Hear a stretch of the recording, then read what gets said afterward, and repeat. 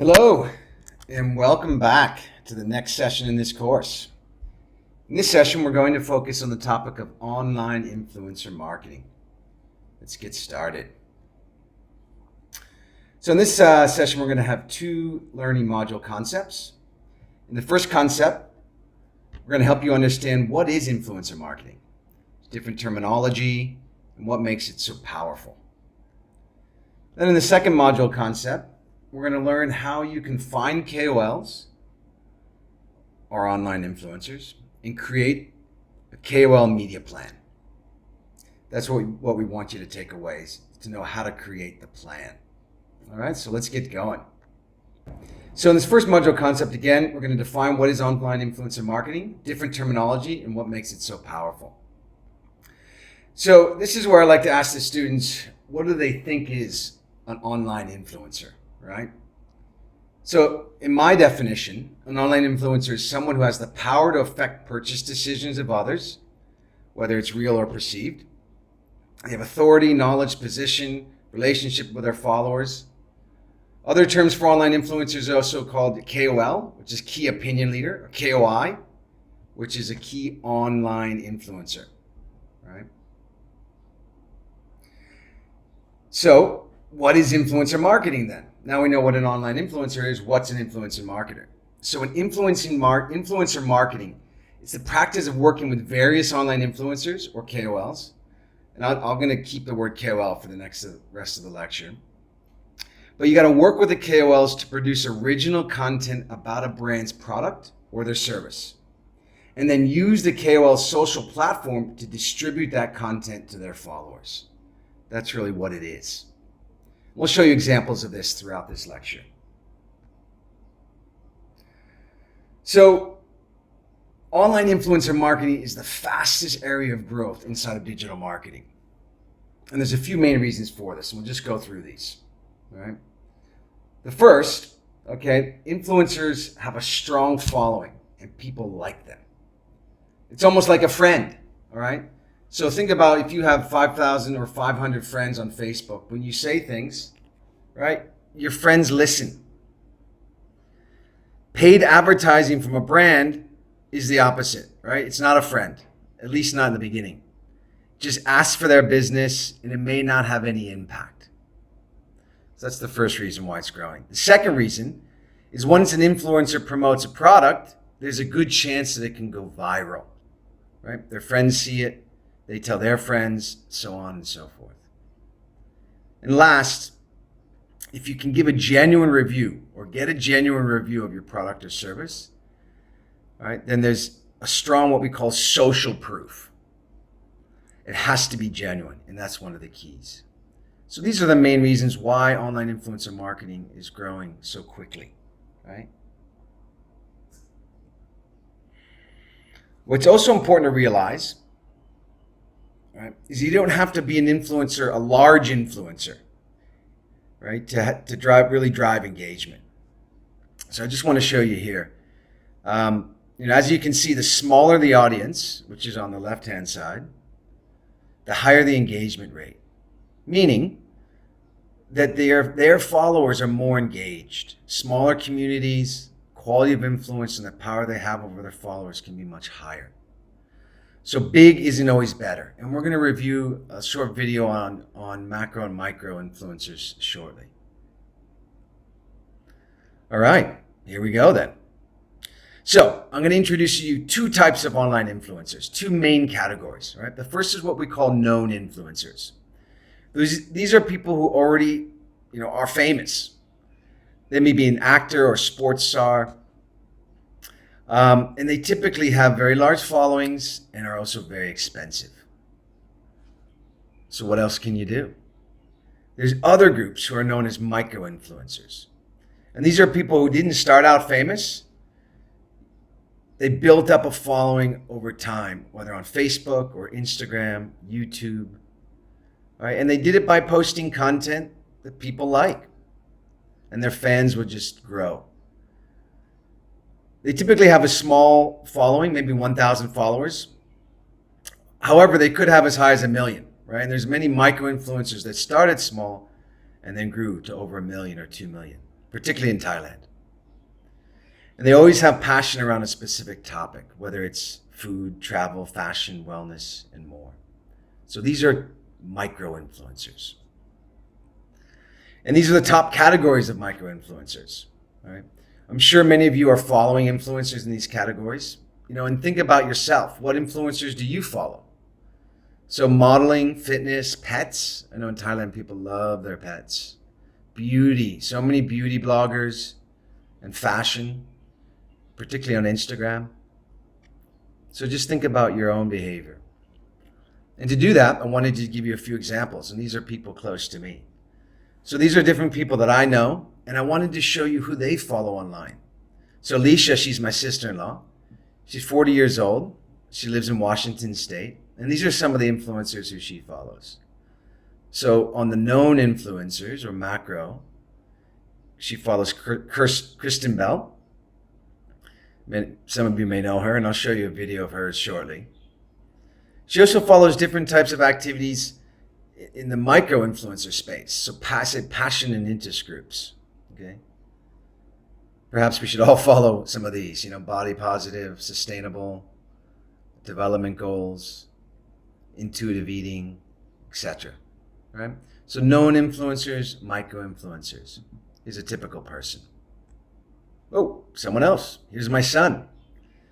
So it's all age groups who follow influencers. He's 15 years old, lives in Bangkok. For known influencers, he follows The Rock. All right? I'm sure you all know The Rock. He's got a lot of great inspirational stuff. And from micro-influencers, he loves golf. So he follows lots of sort of golf influencers or content creators such as Golf Sidekick, Golfaholics, and more. All right. So now I wanted to take a look at some actual influencers. So let's go through this. I'm going to start from the very high level, worldwide, right? So these are the top global Facebook influencers. Sports obviously is very strong. It's more on the European side. You can see some of the top three are all in the sports space. In terms of YouTube global influencers, music makes sense because people can listen and watch videos. It's the new MTV. It is where people watch videos. And that's why the top, Justin Bieber, Nicki Minaj, etc. What about Thailand? All right. So these are the top globally ranked KOLs in Thailand. So again, it's around entertainment, fashion, and beauty, as we mentioned earlier. Very popular in Thailand. These are some of the top ranked categories. All right, I wanted to show you a few videos, examples of some of the work that known influencers or macro influencers are having. So this is an example of David Beckham. And look at how he was hired by Tudor Watches, but look how he integrates the brand into this story. And again, it starts with good content.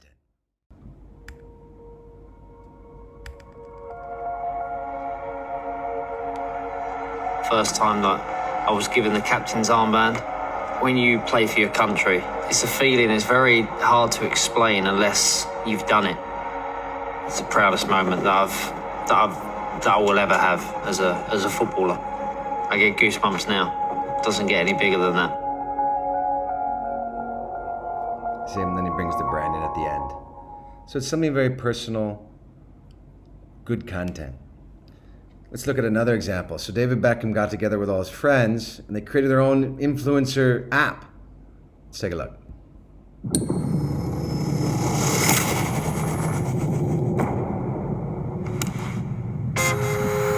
Ready? Right, you me coming like a dynamite. Like a dynamite. Right, you me coming like a dynamite. Otro. Dem a DB, right? Dem a DB, right? Love when the girl them tap it like it's hot.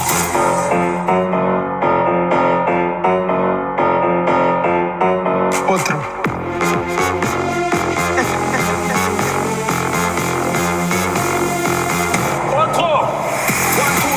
Let's go. Them can't tell me, say me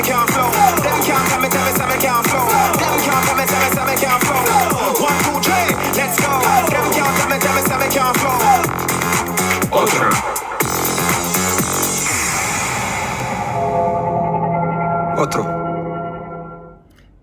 got the Zinedine Zidane at the very end. So all influencers that if you download their app, you get access to them. They sort of cut out the middleman. They cut out Facebook. Anyway, so let's take a look at a few others. Here's a famous known influencer, actress in the US called Kristen Bell. And you may know her. But I wanted to show you a few examples on how she promotes her new TV show. Let's take a look. Hi everyone, this is Kristen Bell, coming at you from an undisclosed location, but what you will see behind me is camera equipment, from the new Veronica Mars. And I want to invite you and a friend out to California. I will fly you out here, I will put you up, and you can come to the set on Veronica Mars and have lunch with me. And I will answer all of your questions about the series, except the whodunit. Then for dessert, we can see who can fit more marshmallows in their mouth. But full disclosure, I'm pretty good at it. For your chance to see what Mars Investigations really looks like, enter at omaze.com/Veronica Mars now. And the greatest part about it is every donation benefits the ACLU. So enter now, and I'll see you in Neptune. She also has a lot of static posts. It's in a great way. She works with a lot of charities. So for charities, actually working with online influencers is a great way to get the word out. If negotiated correctly as well, they may not even have to pay. So, Kristen Bell is very active in this space, and she loves to do a lot of posts around her favorite charities. All right. So now we're going to talk about micro-influencers. I'm going to play this short video. This video does a great job at really presenting, what is a micro-influencer, how do they come about, and let's take a look. The thing about micro-influencers is that they're a little bit more relatable. You feel like you can talk to them. It's more of like your friends and family type of following. It's someone with just a smaller, more intimate type of following. Hey guys, it's Natasha from Forbes, and we've made it to the last episode of this season of The Business of Influence. This episode, we'll be focusing on micro-influencers. It's a term that's thrown around a lot. But what does it actually mean? And is this the future of social media influencers? A micro-influencer, I would assume that's like a small YouTuber or Instagram celebrity. Yeah, it's someone that has not millions of followers, but say 10,000, and they influence a smaller group that's connected to them. I know a lot of people follow beauty-related blogs. If it's fashion-related, I'm totally in. If it's urban streetwear, count me in. I think a lot of people who have less followers are more excited about people contacting them for things.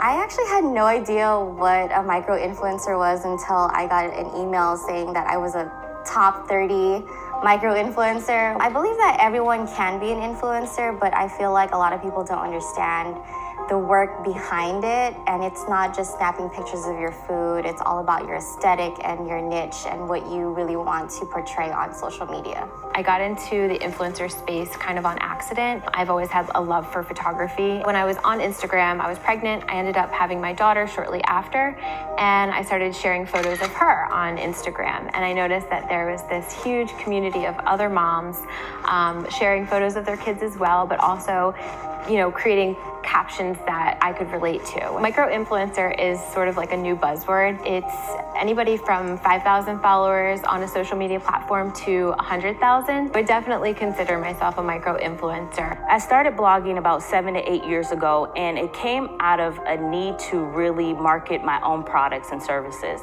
I believe micro-influencers receive more engagement because they come off as more relatable. Sometimes when you have a massive following, though there is nothing wrong with that, your followers can feel like they can't really be in touch with you. When you have a smaller following, more of a niche type of market, people feel like they can relate to you, that you'll reach out to them, and that you can be more of a connected type of community.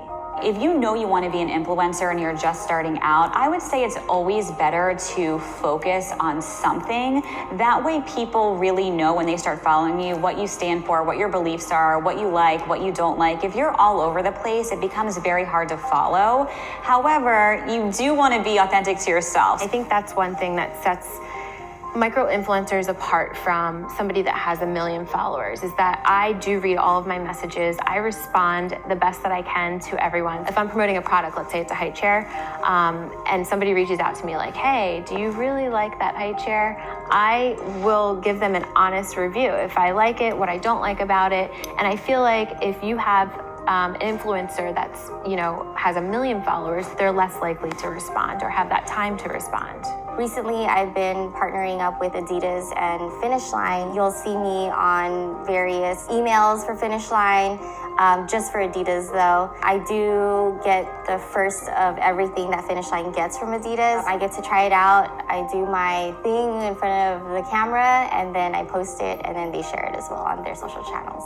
We are doing so many micro-influencer campaigns for the brands that we work with because we are seeing incredible results and brands are realizing that they don't have to pay influencers $10,000 to do one post. They can do a campaign with 50 micro-influencers for the same price and now have enough content for their feed for the next few months and be able to reach even more people. And when you're working with these micro-influencers, they have this authentic connection to their followers and there's so much more trust there. Working with micro-influencers is becoming more and more important for brands and we're recommending it every single day. Well guys, that's it for this season. Hope you enjoyed watching and let us know where you think the future of social media influencers is headed. So what I like about this is that they, they show you an example at the end of combining lots of micro-influencers together to really build out your content, right? So it's content as well. You can reuse the content many different ways. And we'll show you examples of that later. All right, so a great example of a micro-influencer in Thailand are content creators. And these are two content creators known as Picnically.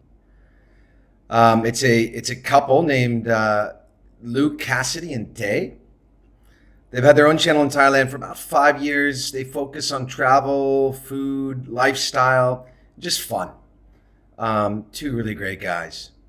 They recently were awarded the YouTube Content Creators Award, and it's a sort of Creators for Change.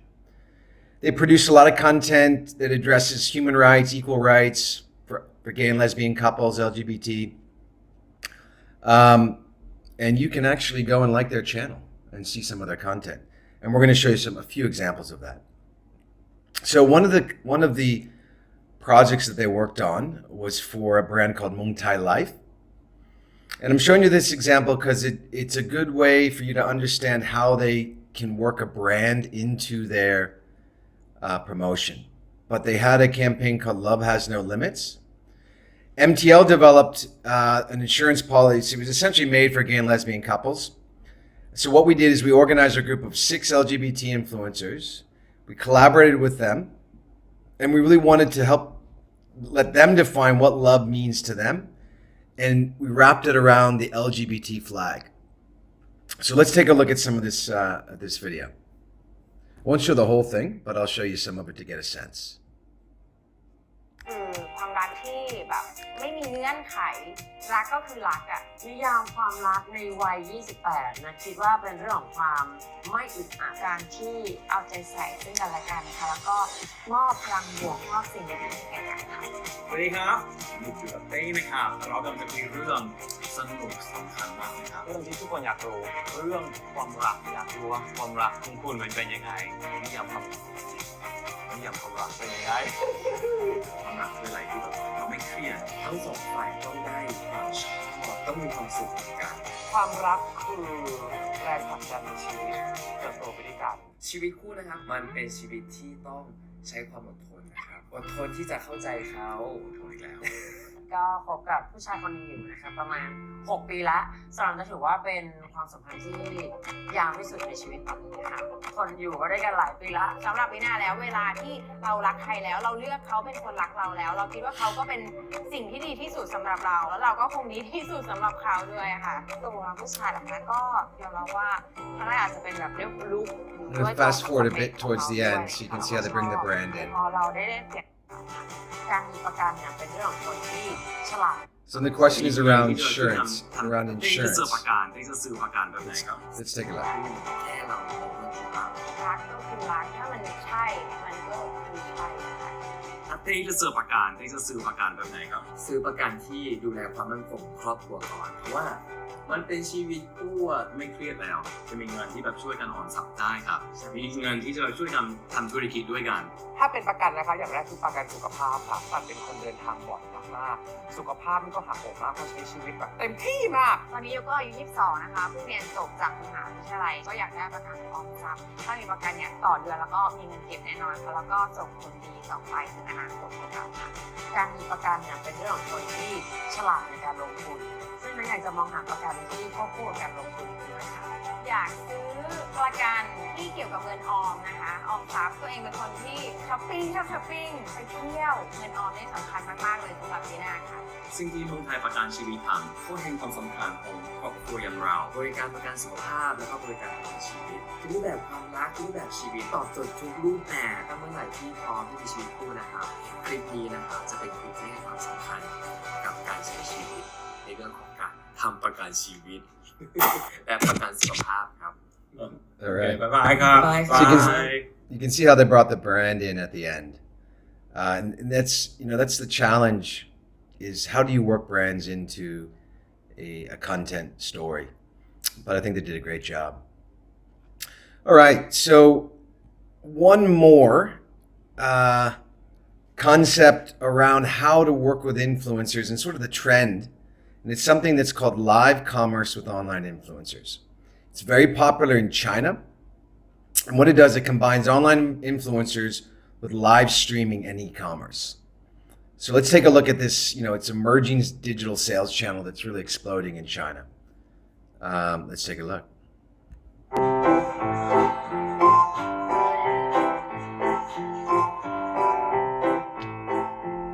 欢迎大家来到我的直播间。 This is China's new concept for e-commerce plus entertainment. It's called Entertainers. It features live streams that are generating billions of dollars each year. China is home to more than 900 live streaming platforms and over 10 million active hosts. In 2017, they brought in more than $4.5 billion in revenue. We're in Guangzhou. We're going to visit one of the top 5 multimedia companies in the city.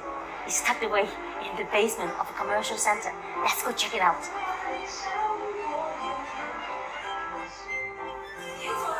Hi-Fan may be a very small company with only 40 staff, but here they train and use star bloggers or key opinion leaders to help them sell products that are worth millions of dollars every year. 这件衣服今天折后价是10，来，我帮你算一下，数字完全。在哪里见过你？哇哦，欢迎我们的 Luisa。悠悠你好。Hello， 是你，是你，在哪里？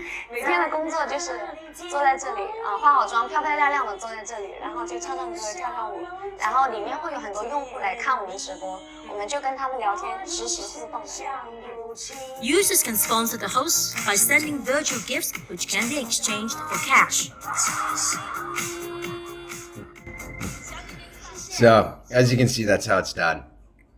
It's fairly new in Thailand. Not many brands are doing it, but there's a lot of great opportunity. So just wanted to introduce that to you. All right, so this brings us to the end of this first concept. Now it's time for you guys to complete this short activity.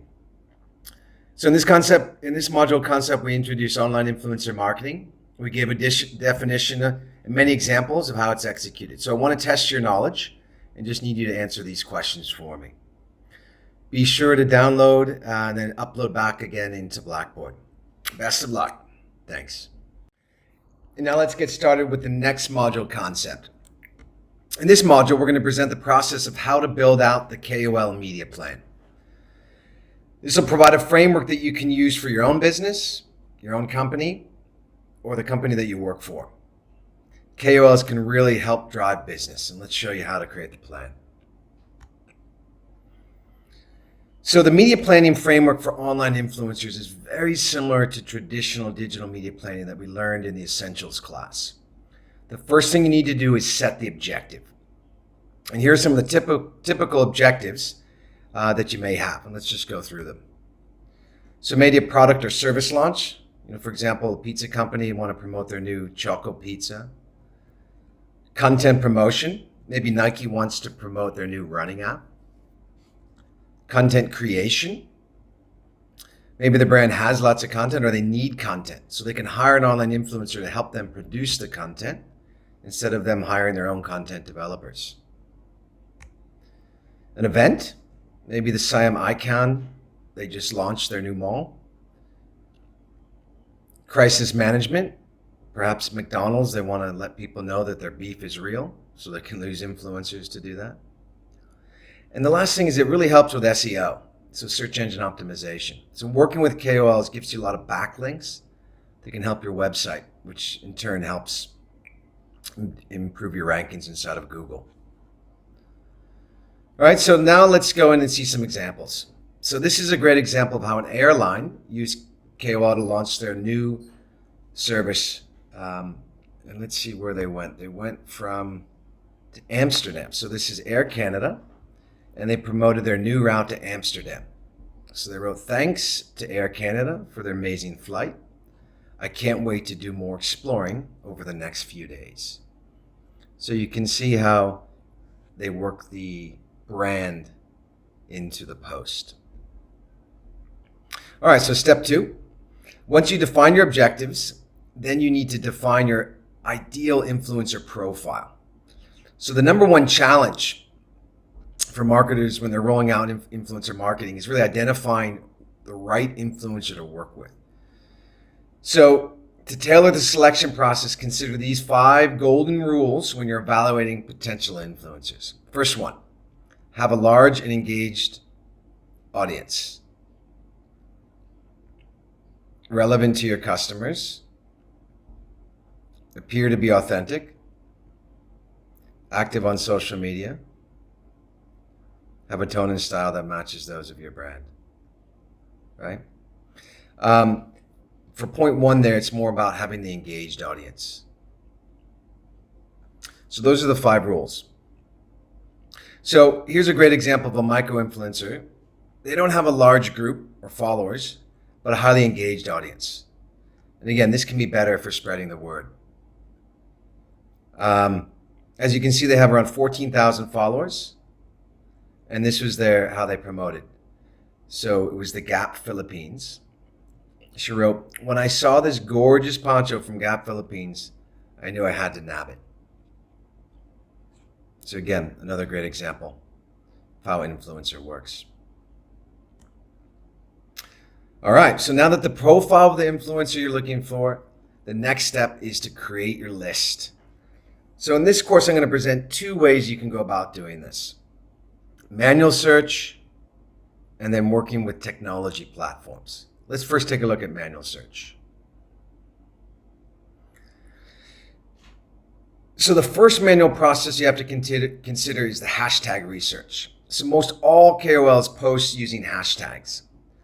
So it's a great way that you can also find them. That's why they post with hashtags.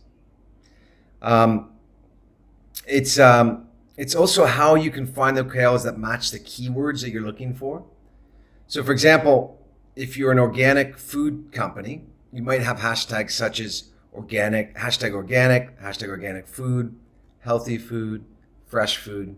So you need to create your list of keywords that are related to your product or service. Once you have your hashtag list, now you just go to Google search and you can start to find influencers. So you can see, type in hashtag organic food, and then you can look at the examples, and these are a few of them. So here's one listing that leads you into Instagram, and we'll show you their hashtags, their users that have posted with those hashtags. And here it is. So when we click on that link from Google for hashtag organic food, we're then led to the Instagram page where there's a list of many of the IG pages that rank the highest for hashtag organic food. All right, so these are some, and you can see there's this 829,000 posts.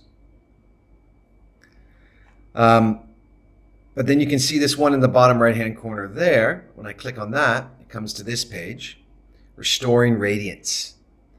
They have over 130,000 followers. So this could be a great ideal KOL to contact for organic food if you have that type of product or service. They could really get behind your product or service. All right, and now we're going to showcase a few tools that you can use for that hashtag research. I showed you how you can do it in Google, but you can also use a few of these tools. So Instagrub is one of them. Tag Finders is another one. And both of these tools will help you find KOLs. Last but not least, you can also put the hashtags directly into Facebook or Instagram themselves. They'll give you listings here. As you can see, when you type in hashtag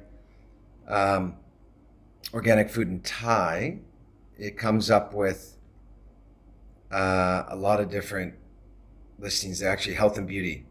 A lot of different health and beauty listings in Thailand, both in Facebook and Instagram. All right? So, if you don't want to follow the manual process to find KOLs, then there's some great automated online platforms that you can use. Telscore. It's a Thai-founded company, and they really had the vision to build out a KOL marketplace. They have around 20,000 influencers on their platform across 800 different categories. And they have an audience reach of over 45 million. So for a small fee, you can place your brief and then get a short list of KOL candidates. It's very cool. I highly suggest that you check it out. I want to share this video because they do a good job again at describing what is a KOL marketplace. This is a global site based out of India for the US, but for the USA market. So it's an Indian company but built for the USA market. Let's check it out.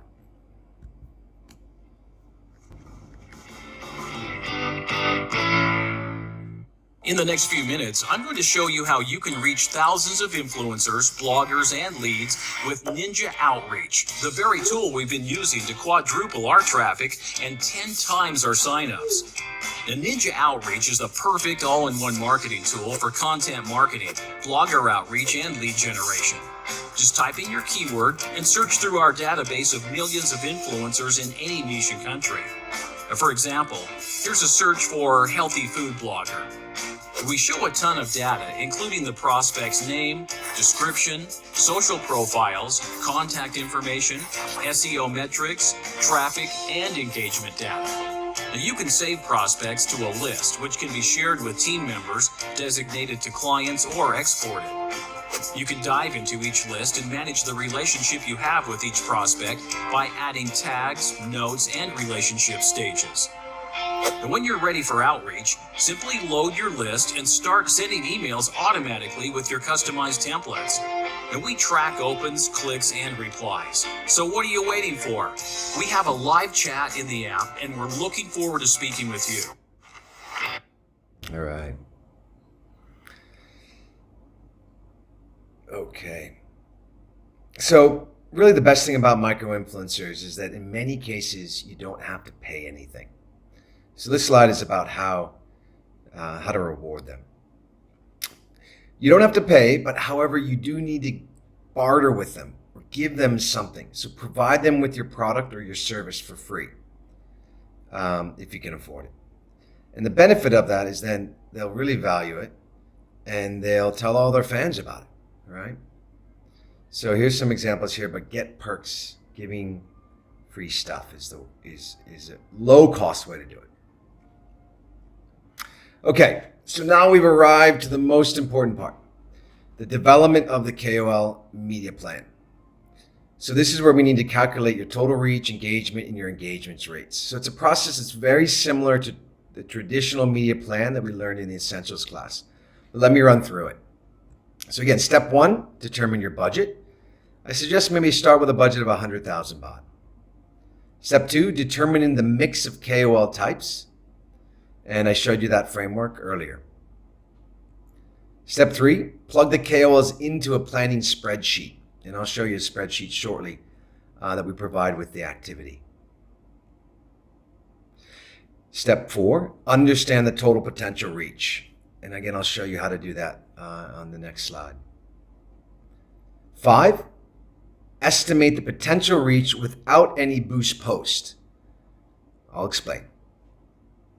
Number 6, estimate the potential engagement without any boost post.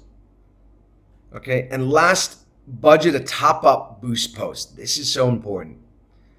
And then adjust your total potential reach and engagement. So the boost post is the key to online influencer. And I'll show you how to calculate.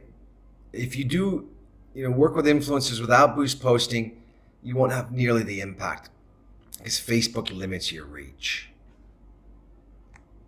Okay, so again, I'm going to show you a framework here, but for big budgets or big brands, it's a good idea to have a mix of influencers across different categories. So I'm going to show you an example of this. It's for a large fast food restaurant chain. And let's see how they layer different categories. So at the top, celebrity and mass. So these are the macro, known influencers that we talked about earlier. This will appeal to a mass market, which makes sense for food if you have reach throughout the entire country. Next category would be then food KOLs. Obviously, it's very relevant to the food category. They can give reviews, they can provide value to the followers. Obviously, people are looking for information about food. Last, lifestyle KOLs. Now, these are KOLs, they'll also appeal to a mass market as they talk about everyday life, which everyone cares about. All right, so in this campaign, you can see between these different categories, there's a total reach of 14.2 million followers with potential organic reach of 400 to 800,000. And I'll explain that when we go through the slide, organic reach versus paid. So the final step in the process, we're there, is to develop the KOL media plan. So you can plug in all your information into this spreadsheet. Okay, so the first thing information you want to fill in is the KOL name, their URL, and the platform, whether it's Facebook, Instagram, YouTube, etc. All right, then you need to fill in the followers. You can look right on their page, how many they have on their social media account. For the cost, all right, this is just an example there. But typically this is about what micro-influencers would cost. From 37 to 100,000 baht. And then from there, you calculate the organic reach. So what I assume is you're going to get around 5% organic reach. So if you have 16 million total potential followers, 5% will give you around 827,000 people. That's how you calculate organic reach. So if you don't boost post, this would be the plan, and your overall cost per reach, cost per organic reach is 0.66 baht. All right, so this is about 5 times more expensive than paid ads. So the key is to boost post. This is the next thing, all right? So the next thing you need to do is add the budgets for the boost post. And you see here I put 20,000 baht for each KOL. If there's an average cost per reach around for paid media on Facebook of 0.1 baht, this gives you an additional reach of 2.2 million people. So now the total reach is over 3 million. So we significantly improve the reach. And more importantly then, we also brought the cost per reach down to 0.25 baht. So you can see how important it is to boost post, because the cost per reach will reduce greatly, in this example, by 3 times. Also allows you to reach many more of the KOL's followers. You want to try to reach all of them. Boost post lets you do that. And this brings us to the end of this concept. Now it's time for you to put together your own KOL plan. So what I want you to do is find 10 micro-influencers for your business using the tools that I taught you just now in this module. Show how the micro-influencer is relevant to your brand. Then plug in the KOLs into the media plan. There's a spreadsheet that you can download. And make sure that you show the following, okay? Potential reach, estimated engagement, cost per reach, and cost per engagement. You're not going to know the price, so just make up the price. Everything else you should be able to calculate using the spreadsheet. And there you go. Best of luck. Download it. Make sure you upload it back into Blackboard so you can get credit for this assignment. Thank you so much. Hello, and welcome back to the next session in this master's class. In this session, we're going to do a deep dive into YouTube, but we're going to focus on content and creative strategy best practices for YouTube. Let's get started. So we're going to have two learning concepts in this session. The first module concept, we're going to help you understand how a brand should distribute their content on YouTube. So I'm going to introduce the Hero, Hub, and Help framework. In the second module concept, we're going to help you learn the creative best practices around YouTube. So it's the ABCDs of YouTube creative best practice. Let's get going. So in the first module concept, I'm going to introduce again the YouTube content distribution strategy. This class will focus on best practices around creative and content. So it's the Hero, Hub, and Help, as well as the ABCDs. Really, we want to help lay the foundation that a brand needs to maximize on YouTube. Let's get started. So, making content doesn't mean that people will actually see it. And the problem is you're competing with so many different content creators on the internet and in YouTube. So YouTube, they have the stat here, but there's 100 hours of content that's uploaded every single hour. So you're competing for attention inside of there. So it means that you have distribution and community strategies are absolutely critical for success. You need the right strategy. And I'm going to show you a few examples. So here's an example of Dove. I'm going to show you in these next two slides. Dove is one of Unilever's brands. And they first created this video in 2013. It had 15,000 views. The video was okay, but it was something, could it go viral? That's what you need to think about. Let's take a look.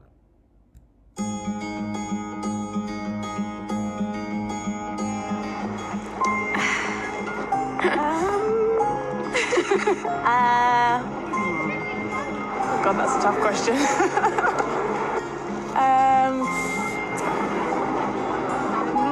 So I wouldn't think I've got anything beautiful. Go on, find something. No.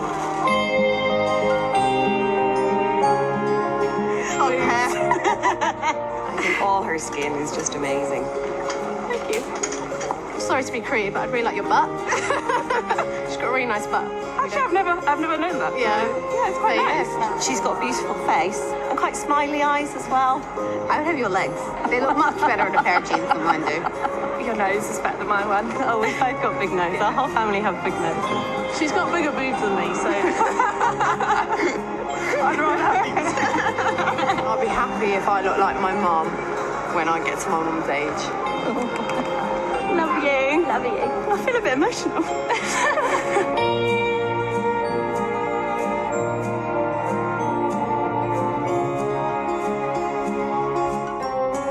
So, they have the URL at the end. So it was a video that was really asking people about what they think of themselves and then of others, trying to promote image. So the second video I'm going to show you, and I want you to think of this from the user's perspective, but what is it that they do and why do they use what is it that they do and how did they get this video, which had 63 million views, to be so much more powerful? All right? And let's see how they did it. I'm a forensic artist. Worked for the San Jose Police Department from 1995 to 2011. I showed up to a place I'd never been, and there was a guy with a drafting board. We couldn't see them, they couldn't see us. Tell me about your hair. I didn't know what he was doing, but then I could tell after several questions that he was drawing me. tell me about your chin? It kind of protrudes a little bit, especially when I smile. Your jaw? My mom told me I had a big jaw. What would be your most prominent feature? Kind of have a fat, rounder face. The older I've gotten, the more freckles I've gotten. I would say I have a pretty big forehead. Once I get a sketch, I say thank you very much, and then they leave. I don't see them.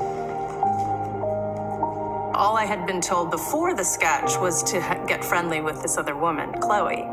Today I'm gonna ask you some questions about a person you met earlier, and I'm gonna ask you some general questions about their face. She was thin, so you could see her cheekbones. And her chin, it was a nice, thin chin. She had nice eyes. They lit up when she spoke. Cute nose. She had blue eyes, very nice blue eyes. So here we are. This is the sketch that you helped me create, and that's a sketch that somebody described of you. So yeah, that's...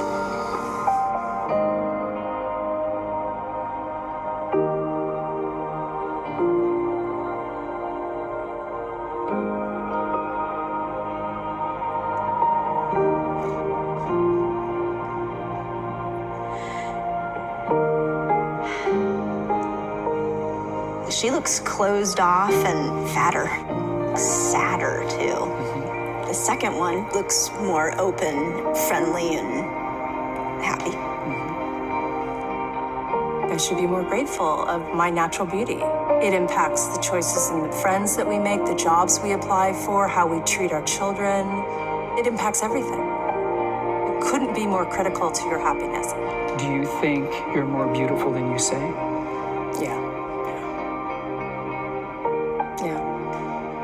We spend a lot of time as women analyzing and trying to fix the things that aren't quite right. And we should spend more time appreciating the things that we do like.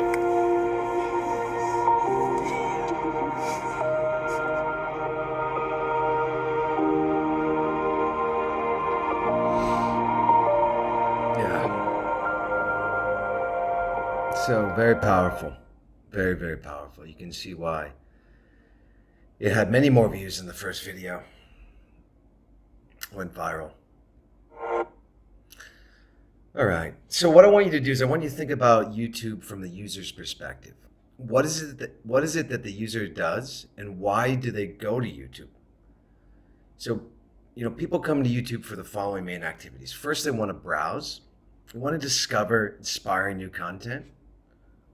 They come to watch what is recommended. The second thing is they may tune in. So that's maybe visit their favorite YouTube content creator, things that is consistent that they see every single week. And the third thing they come to YouTube for is to search. YouTube is one of the world's second largest search engine, actually. So they seek to find content that will help them find their solutions to their hardest questions. So these are the three main reasons that people come to YouTube, which is important for you to understand the context of the user. Because now I'm going to show you the concept known as the Hero, Hub, and Help framework. And let's look at that in more detail. So, what are the basics of this, right? First, we've got Hero. So this is about creating great ads that inspire. So it's your main advertisement that's going to inspire something. So like that Dove video, okay? It's by a brand, but it's really inspirational quality content. The next is then Hub, and that's where people come to watch content that is interesting to them, but it's regularly updated. Okay, so that's the key, and that's why I call it Hub. It's content worth returning to subscribe to, like, or follow. So you have to think about that. How would you create content like that? And the last is Help. So this is really about educating, answering the questions that people have.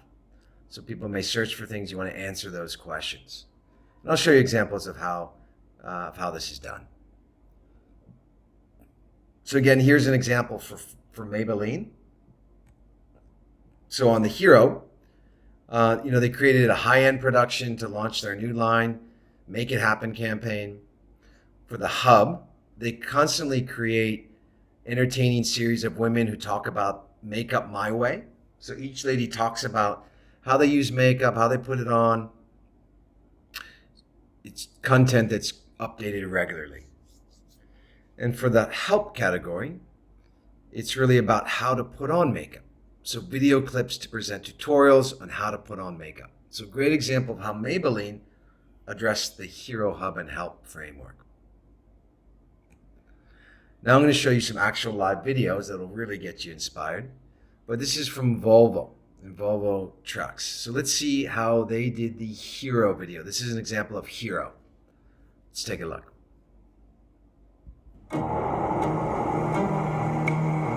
I've had my ups and downs, my fair share of bumpy roads and heavy winds.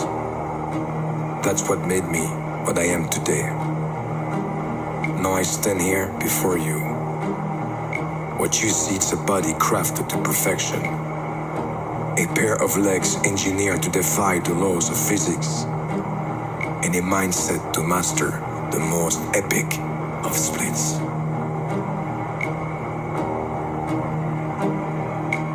Who can say where the road goes, where the day flows, only time? And who can say if your love grows as your heart shows, only time? We got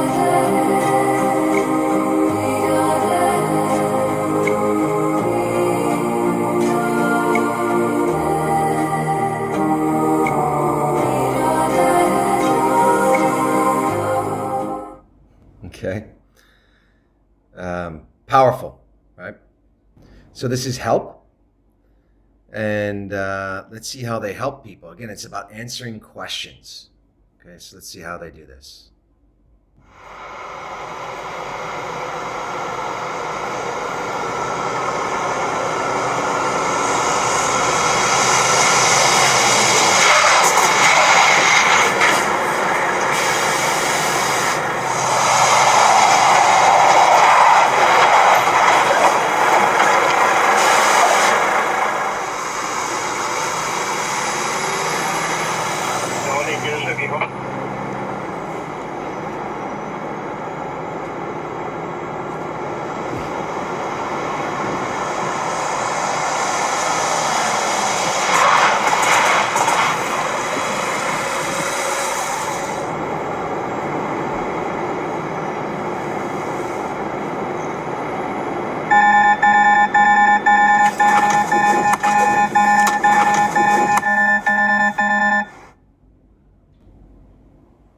So again, highlighting the features of their truck, but putting it out in a way that answers a question, because people may search for how does it work. Let me see examples, and these videos help address that. And last but not least is a Hub example. So again, Hub is about producing routine content that people would be open to following and watching on a routine basis. For trucks, it's probably hard, but let's see what they tried to do.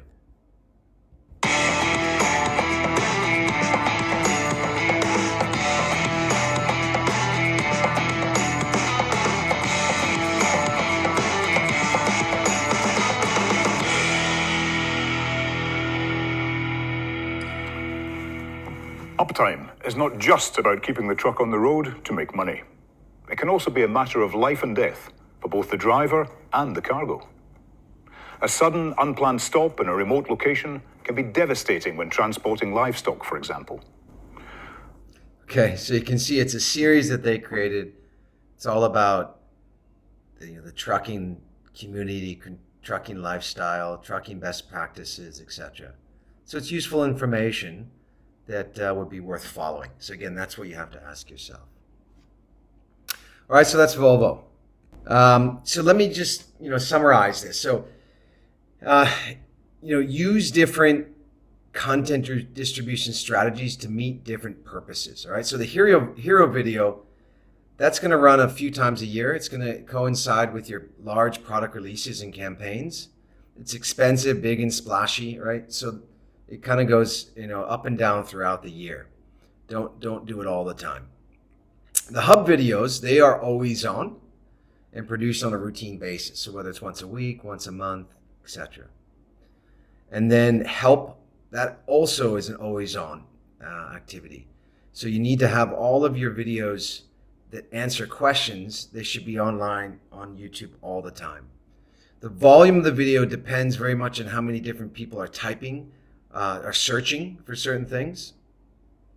And it'll vary industry to industry. All right, so that's how you can put the Hero Hub and Help framework into actual strategy throughout the year. All right, so brings us to the end of this concept. Now it's time for you guys to take this short activity. So in this module, again, we presented the Hero Hub Help content distribution strategy for YouTube. I want to test your understanding of this concept, so please answer these questions. And what I want you to do is come up with your own examples of a Hero Hub and Help concept from one of the following companies. So choose one of them. Lazada, Seekster, a law firm, Stanford University. Okay? So these are one of the industries or specific companies that I want you to address. Come up with put your creative thinking hat on and come up with a Hero Hub and Help concept. Please remember to upload it into Blackboard and we'll review it in this week's tutorial. Thanks a lot. And now let's get started with the next module concept. And in this module concept, we're going to again present the YouTube creative best practices. We're going to review the ABCDs. It's a framework by YouTube, and it's really the foundation that a brand needs to maximize their impact on YouTube. So the key to getting people to view your ad for the maximum amount of time is to follow these ABCDs of YouTube creative best practice. And let's review what they mean. So A is attract. So this is really about opening with impact. You have to have a hook. Okay, so it's making sure that you can attract them in those first 5 seconds and throughout the video. The B is brand. So introduce your brand. You need to do it naturally and intentionally, which is okay. And I'll show you an example of that. C is connect. Essentially there you want to hold the attention with emotion. So it's about connecting to them with emotion, similar to what Dove did. And the last D is direct. So that's where you need to give the users a call to action. You have this video, let's have them click at the end. Let's take some action. All right, so let's look at some examples of each. So we'll start with A, attract and an impact. So again, it's how can we attract users to watch in the very beginning so you make an impact immediately. And let's look at this YouTube storyboard example. So this is a great template that you can use, and I put it in your activity at the end. But whether it's a 60-second, 15-second, or a 7-second bumper ad, you need great impact. So the opening, you have to catch their attention with something that will entertain or interrupt them. Okay? And then hold their attention. So we'll look at a 60-second video as well as a 7-second bumper ad. And you can see how they both use this opening, story, closing framework. All right, so this is a longer 60-second version of a video by Pampers, and let's see how they did it.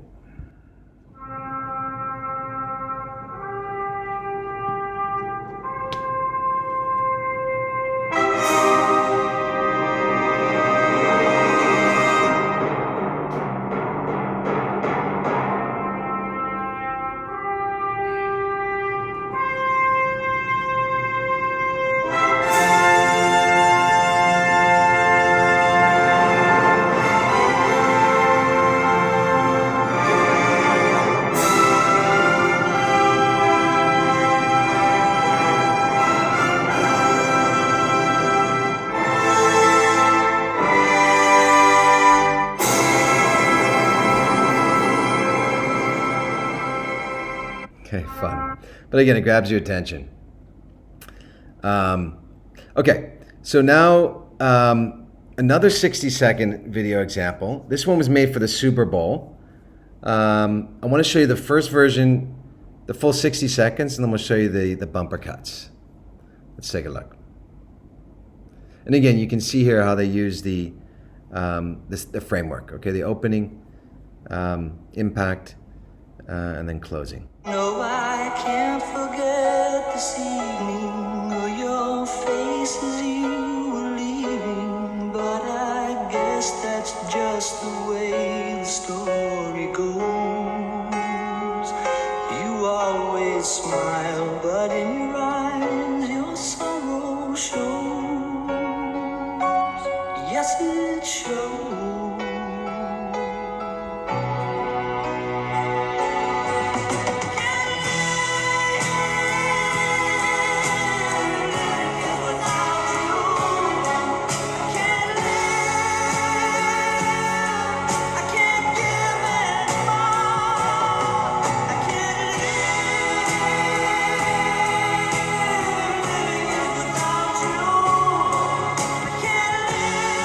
It's hard to resist great taste. Meet the ketchups. All right, so you can see how they use that framework call to action at the end. Let's now take a look at the shorter version. So again, with that 60 seconds, they're able to cut it down into a bumper ad, which is 7 seconds. And again, it uses the same framework. Let's take a look. It's hard to resist great taste. Meet the ketchups. Right? So you can see how they did that. Okay, so this is, again, attract. Now let's look at brand, the B. All right, so this, again, is about getting your brand up front, be persistent, and visually. Let's do that in a visual way. Let's review some examples. So let's look at an example of this, and this is about how we position our brand. It's from a telco in the Philippines called Smart, and they bring their brand in the very beginning. It's a longer video, but I'll just note how they bring their brand in the very beginning. Let's take a look. And there it is.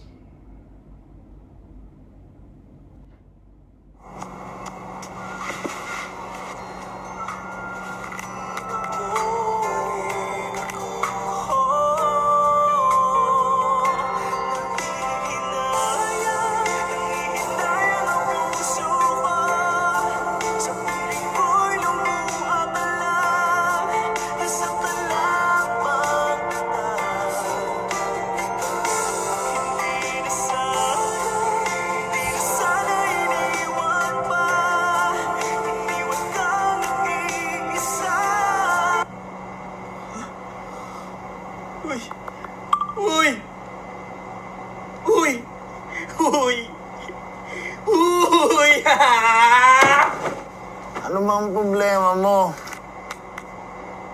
5 years na kayong wala. Wala?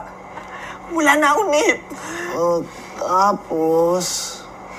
Like ko yung photo niya eh. Paano yan?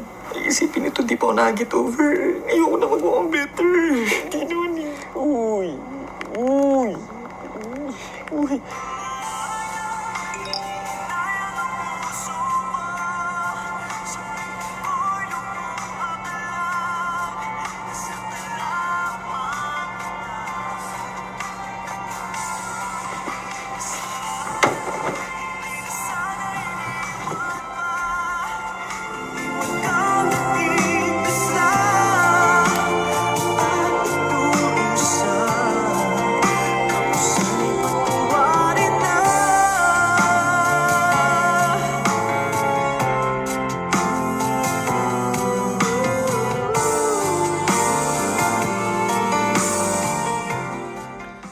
So they have the brand at the front, and they also have it sort of throughout, and then the brand at the end.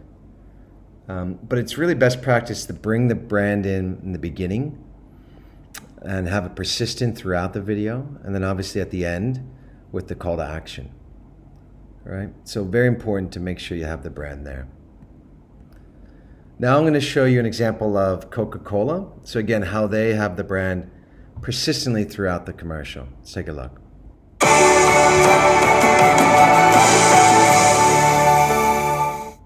That's it. Very short, all about the brand. But you can see how it's the brand with the experience. All right, so that's, again, brand B. Now let's take a look at C. Best practice around connectors. And this is really about making hooks. So you want to basically get people hooked on the video, and bring them in to make sure that they watch at least 5 seconds or ideally the whole video. We'll show you some examples. So one key thing that you need to make sure that you do is only give one unique selling point at a time. So if you have a video ad, and I'll show you a few examples here, the one on the left, let's take a look. We offer you hot meals served with warm and genuine smiles. Okay, so again, it's all about the hot meals. Let's see this one. A perfect landing on a perfect flying solution. SpiceJet app. All right, so this one was about hot meals. This one was about the app, okay? So again, the idea there is that just present one call to action, one main message at a time. All right, so now this is about capturing attention. This is a great video. I love it, by Google Photos. So this is a great way that, again, they get people hooked and keep them in. Let's take a look. So right. Ready, set,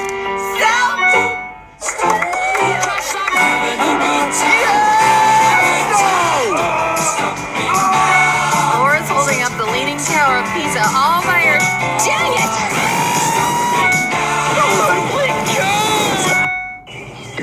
What? Come on! Free up space and never run out of storage again with Google Photos. Okay. And then the last but not least is direct call to action. So you need to make sure that you have a call to action at the end. And ask people to buy, ask people to purchase or fill in a form or take an action. All right, you got them to watch the video. Let's now get them to take an action. All right, we'll look at some examples of this. So in this slide, I want to show you an example about a YouTube TrueView or action, TrueView for action ads. It's a feature that allows brands to place an overlay call to action on the video itself. So we can also overlay targeting based on what people search, websites that they visit, and their intent to purchase specific products. So again, people that had searched for things like cheesy pizza, etc., you can now have this overlay sit right on top of the video. So maybe they don't want to watch ad, but purchase right now. So again, a call to action.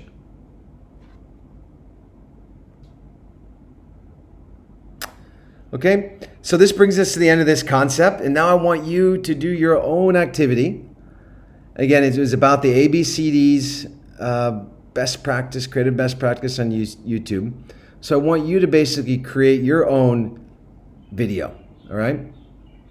So to help you do this, I need you to fill in this attached table with ideas for YouTube ads. You can choose one industry or brand, something that you're passionate about, and think about a, whether it's a 15-second or 30-second video. I want you to think about the opening, right, and the description of the dialogue. What is it that you want to say in the beginning, and what type of action, that they would see visually. Again, for the story, okay, then what is it that you would want people to say, and what action would you want them to do? And then the closing, okay, what is it that you would want to say? And that's where you have your call to action at the end. And then visually, what would they see, right? So do your best to fill this in. You can download it and copy and paste this this table into a separate slide, so you just have more room to fill it in. All right. So that's the exercise. Please remember to upload it back into Blackboard so we can review it during the weekly tutorial. Thank you so much. Hope you enjoyed this session on YouTube's Content and Creative Best Practice. Thanks again.